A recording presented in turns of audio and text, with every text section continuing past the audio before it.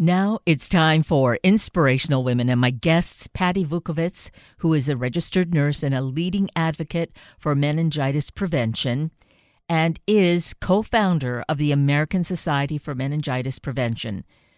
She does this along with Alicia Stillman, whose daughter Emily died of the disease at age 19. Dr. Beth Koslap-Petraco is a primary care provider and a nationally known expert in immunization practice. They are here to educate us and stress the need for complete meningitis vaccination.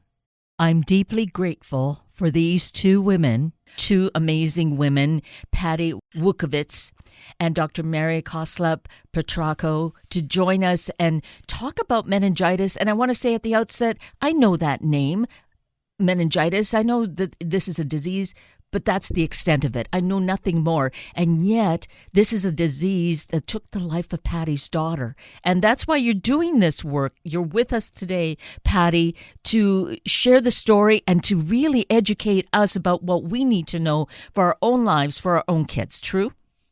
Yes, very true. I share my daughter's story because my daughter was a typical teenager, just like so many, right? And she was, perfectly healthy and looking forward to graduating the following week from high school. She was looking forward to going to her prom the night before graduation. And really importantly, she was looking forward to beginning her nursing education. Her dream was to be a pediatric nurse, and she wanted to save children's lives. Oh, her heart was all there. She wanted to follow, you modeled for her, and she wanted to do the same thing. And then, Yes. so she was looking forward to this happening a week forward, but then Yeah. what happened? So what happened was in 2012, Kimberley came home from school one afternoon. As I said, she was in her last week of high school, looking forward to prom and graduation. In fact, she had a prom dress hanging on her closet door, this beautiful gold prom dress, and she was so excited, as you can imagine, right? At 17 years old, so excited to be going to prom and graduating and having that entire wonderful summer with her friends and celebrating, graduation, and then all of them embarking on their new endeavors and whether they're going to college or not. And she was just really excited. She was starting a new chapter of her life. So she came home from school one afternoon, complaining of body aches and a temperature of 101. Mhm. I gave her some ibuprofen. I called the pediatrician, and he said that, these flu-like symptoms, keep an eye on them and give me a call in the morning. So I did. She was actually perfectly fine after I gave her the ibuprofen. She was her usual happy, skipping around, singing, dancing self. Like, she was fine. But the following morning, and I slept with her in her bed that night. For some reason, I don't really know why. It wasn't something I typically did, but it must have been mother's intuition. I slept with her in her bed. We woke up the next morning and she said, "Mommy, something's really wrong with me. I can't lift my head off the pillow. I'm so, so sick. Everything is hurting me from my eyelashes down to my toes." And I looked at her and I said, "Well, okay, this is serious." And then I noticed that she had some purple dots on her ankles. And I knew that was serious. I knew something was happening in her bloodstream. So I rushed her to the emergency room. By the time I got her there, she had gone downhill so quickly, and we're talking about 10 minutes. And as soon as we got to the emergency room, the doctor pulled me aside and she said, "We believe your daughter has bacterial meningitis and that the bacteria has infected her blood." And I'll never forget the moment because I was so shocked. And it was the turning point, of everything, of my life, of Kim's life. I said, how could she possibly have bacterial meningitis? She was vaccinated. I made sure both of my children received the meningitis vaccine at 11 years old and got their booster dose at 16. So I was completely confused. The doctor explained to me at that time that in 2012, we didn't have a vaccine to protect against serogroup B, and that the vaccine that Kimberley received protected her against meningococcal serogroups A, C, W, and Y. So protected against 4 of the 5 serogroups of meningococcal meningitis, and it left my daughter unprotected against meningitis B or serogroup B. So as I said, completely shocked. How can my daughter have meningitis when she was vaccinated? I couldn't wrap my head around this. Things happened very quickly for Kim. She went into multi-organ failure and septic shock.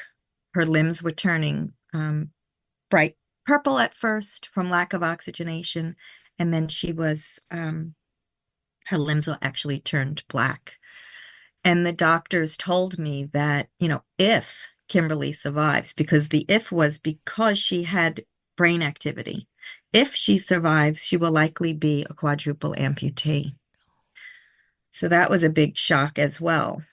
But if her brain was functioning, this is what it would have been.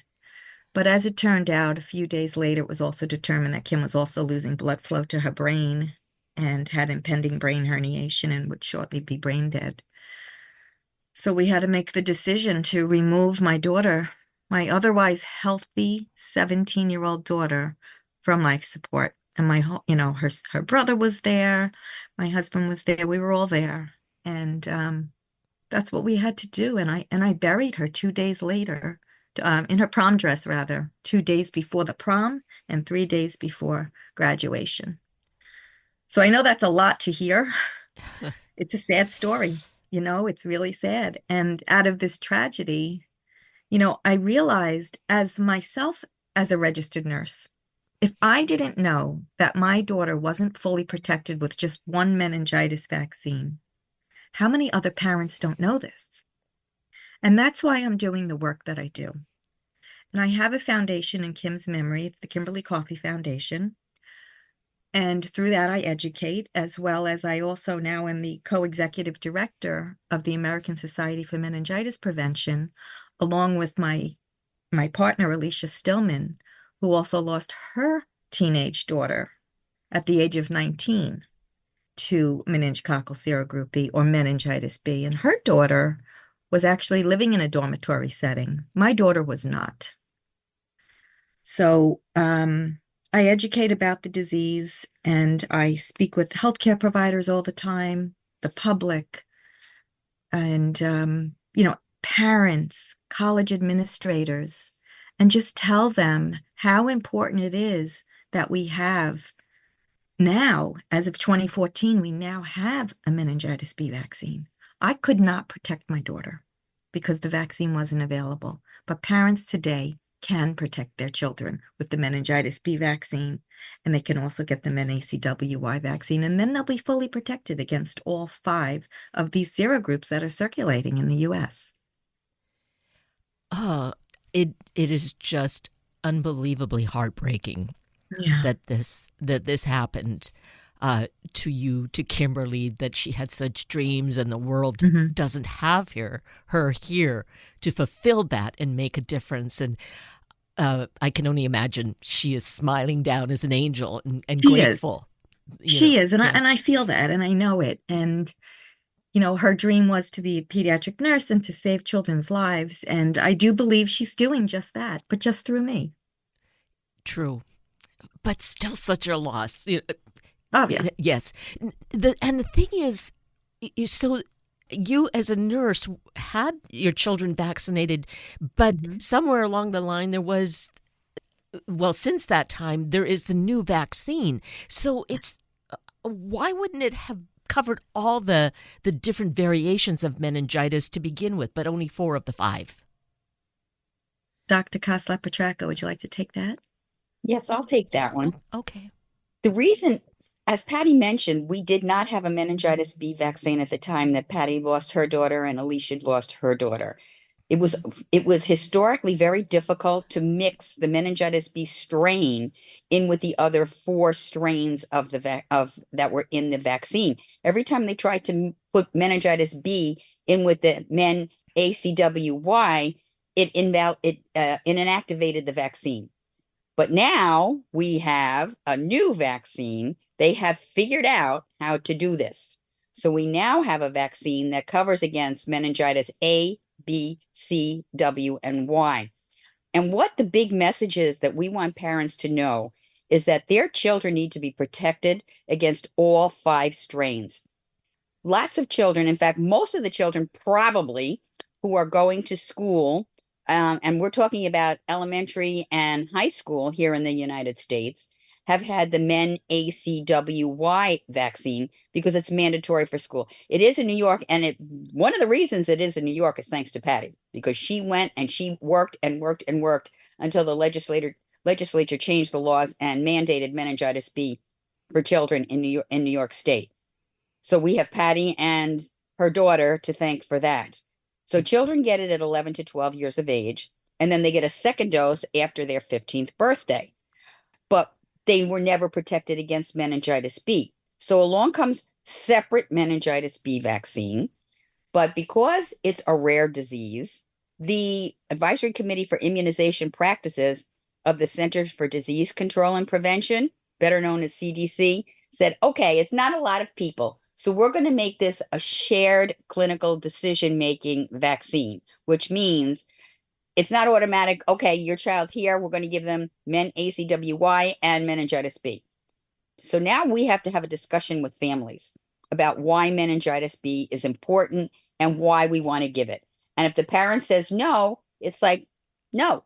And unlike what we would say, normally we would say, well, we're going to vaccinate your children with these 4 strains. And the parent, and it's mandatory for school. Men B is not mandatory for school. And as I mentioned, it's rare. But that whole rare thing, it's rare unless it hits your family. Right. And as a public health nurse, and if I have to vaccinate every single child to protect one, well, that's what I want to do. Because every child's life is important. Yes. We're trying to raise the awareness is that there are 5 serotypes, and to have parents have the awareness when they go to see their provider and the provider says, oh, you're up to date with your meningitis vaccine. But we want parents to question and say, all 5 serotypes? So that if the provider doesn't initiate that discussion, the parent initiates it to protect their children. In my community, we lost 2 children to meningitis B, and neither one of them were vaccinated, and the families didn't know there was a vaccine because it's rare and providers are under a lot of stress to try to cover everything. So it slipped through the cracks, and now we have 2 more dead children that could have been prevented. Yes. Because so that's the message that we're trying to get across, is to really inform parents to know that there are the 5 types and to ask the question to make sure all is covered, because otherwise it seems like you're playing Russian roulette and no one wins with that. Exactly. And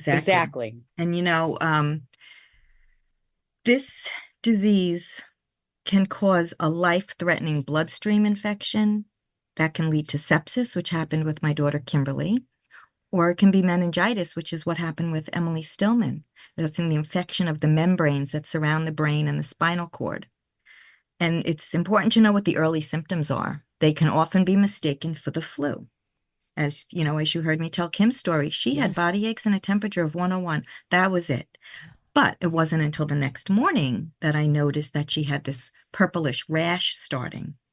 And that's what really prompted me, and of course the condition she was in, to take her to the emergency room. But other symptoms are, high fever, stiff neck, headache, complete exhaustion, which she had, vomiting, and again, the purplish rash. This disease can kill in a matter of hours, in as little as 24 hours.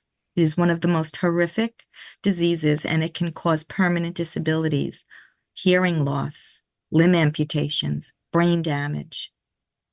It's nobody survives meningitis without after effects. Right. Exactly. And it's very easy to spread too.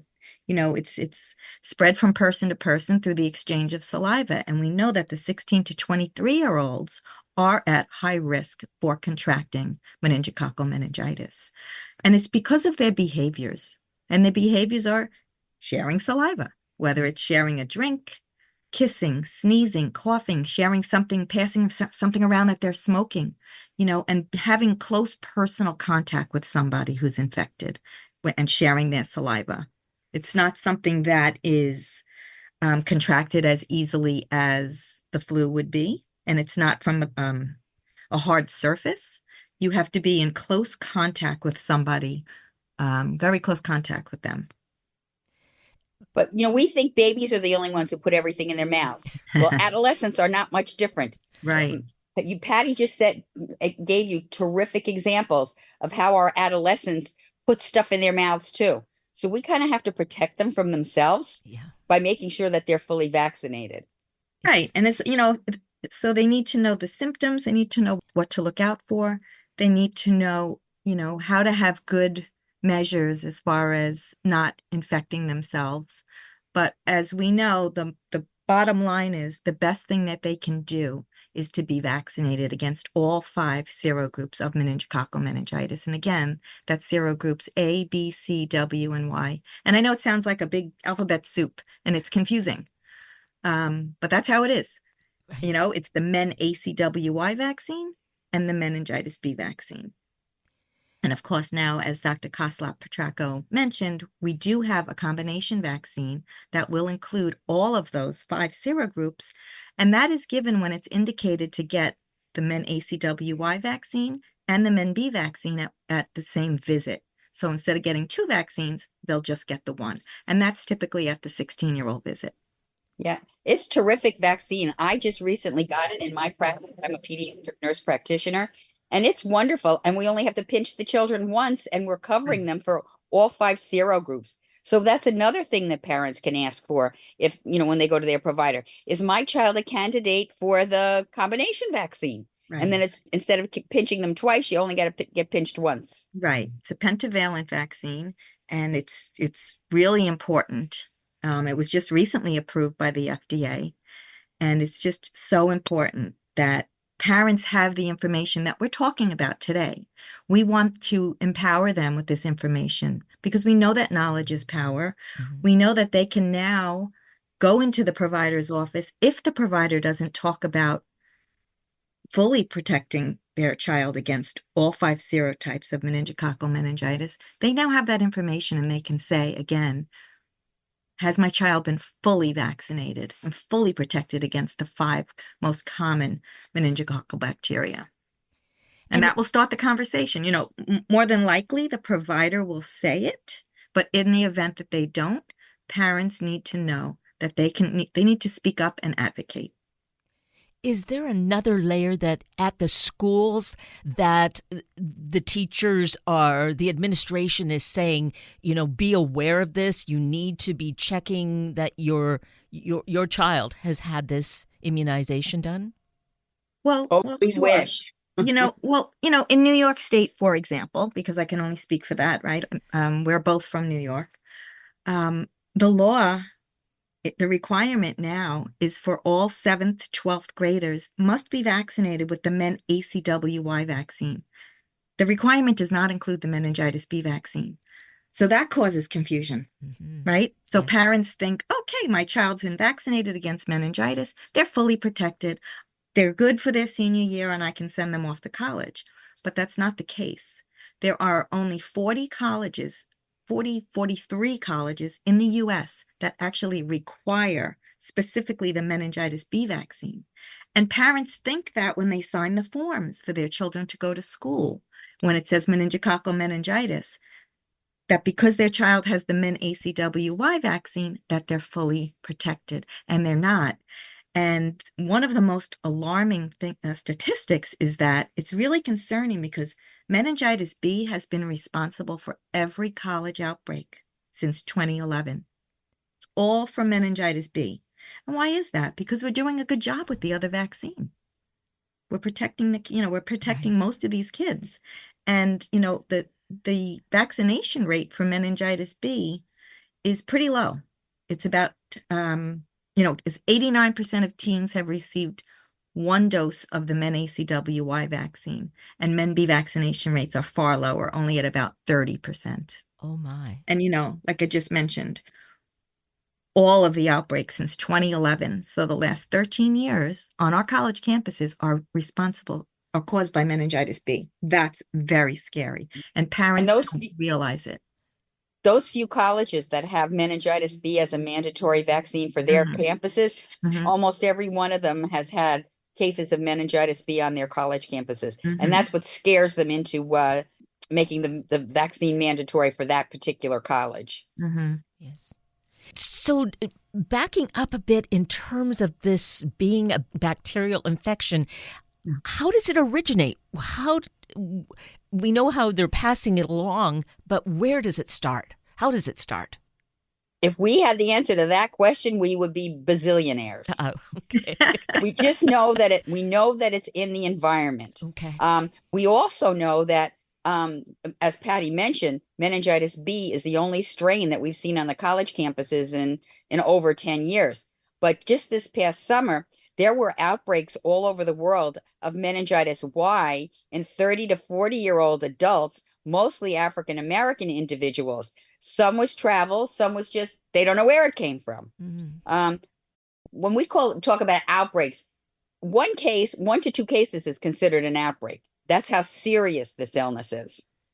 So, it's all depending on behaviors. That's why Patti and I have talked about this at length about, okay, we're really trying to target the college age students, but it's the college age. It doesn't necessarily mean that they're going to go to college, because they all have the same behaviors, whether they go to college or they decide to be a craftsman or an automobile mechanic, or just be out there in the community. They're sharing saliva. So Exactly. we believe that every adolescent should be a discussion for every adolescent, regardless if they're going to go to college or not. It's just we kind of like that age group, that college age group, but we don't want that stigma that eliminates children just because they're not going to go to college.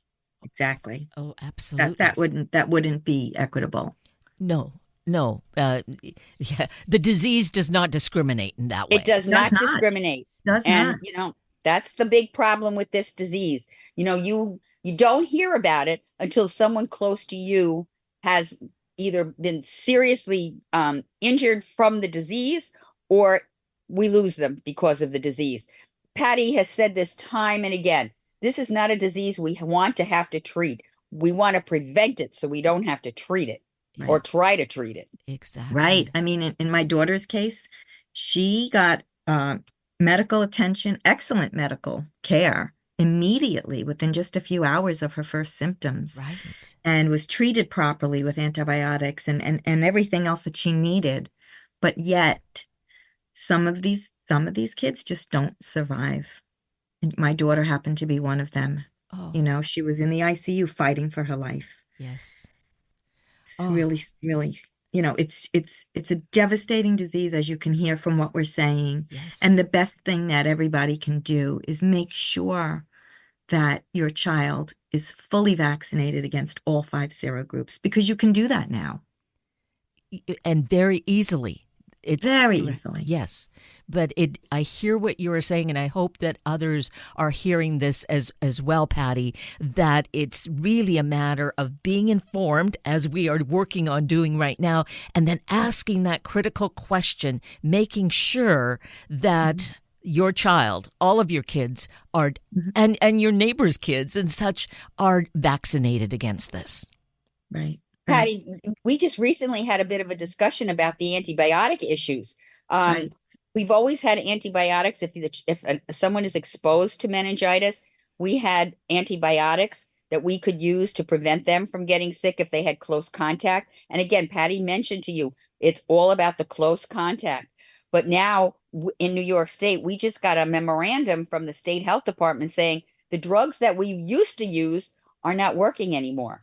So all the more reason we need to vaccinate. Yes.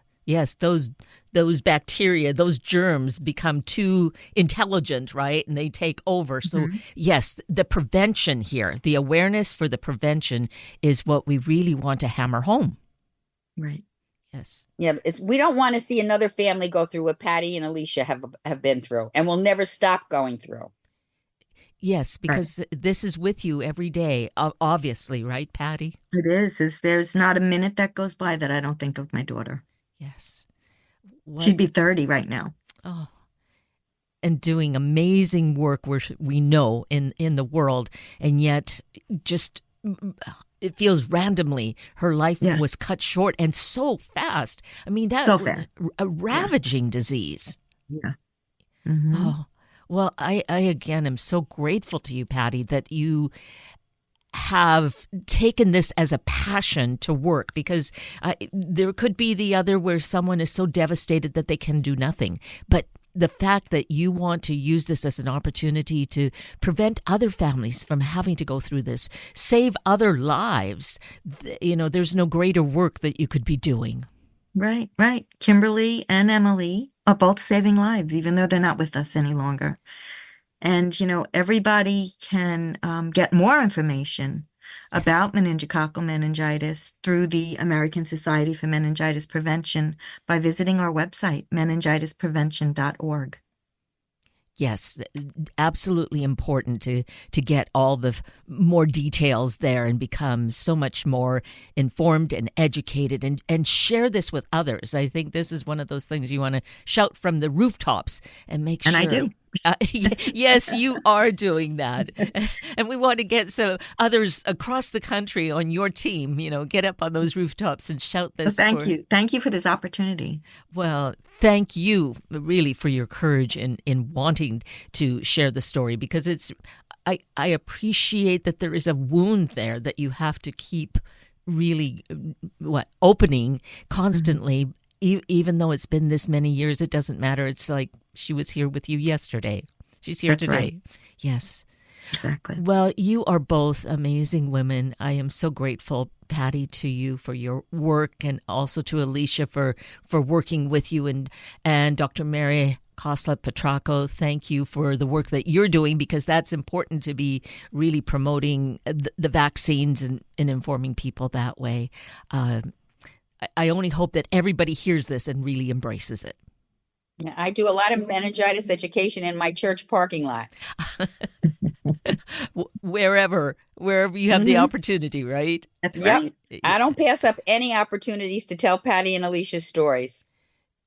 Well, I know that they're grateful. And it really, if we really think about it, this impacts every one of us. For one loss is the loss for all of us. So we really need to do what we can to save these young lives, educate, prevent families from having to continue to have this kind of tragedy occur. Right. It's a simple step that they can take to prevent. Very simple. Yes. And you have shared and that. I want to mention also that the vaccines, both of the vaccines, whether you get the combination or you get them the two separate shots, is covered by insurance. And it's also covered by the program that we call Vaccines for Children. And that program is for children either who have Medicaid or their insurance doesn't cover the vaccines. So there's no reason why any child should go without these vaccines. Absolutely. So let's take that to heart as well. Again, my deep thanks to both of you, Patti and Dr. Mary, for being with us today and really making us so much more informed about what we need to know about meningitis and in all its letters and its alphabet soup. So I really am deeply grateful to both of you. Thank you again. Thank you very much. You're very welcome. And I just want to mention that website once again, meningitisprevention.org. That's the American Society for Meningitis Prevention.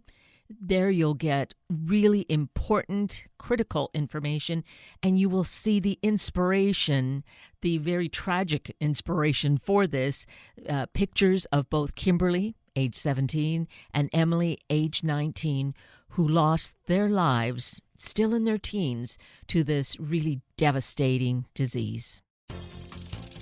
That brings us to the end of a very full hour of Inspirational Women with Patti Wukovits and Dr. Mary Beth Koslap-Petraco, and Sunday Morning Magazine with Paul Getzel. I'm Kate Daniels, your host, and I greatly appreciate your sharing this hour with me and these special guests. For details you might have missed or information you'd like to know, please just send me an email, kated@warm1069.com, and I will get right back to you. Also, if you'd like to listen again or just share these important stories with your family and friends, find the podcast on our Warm 1069 webpage. Just click on the Listen tab, then Podcasts, then either of the show names, and then look for the guest names. I now wish you and your family a day of being keenly aware of good health, physical and mental. in our family, particularly our teens. Have a week of the same, and then please plan to join me again next weekend for another hour of Sunday Morning Magazine and Inspirational Women on Warm 106.9. Good morning.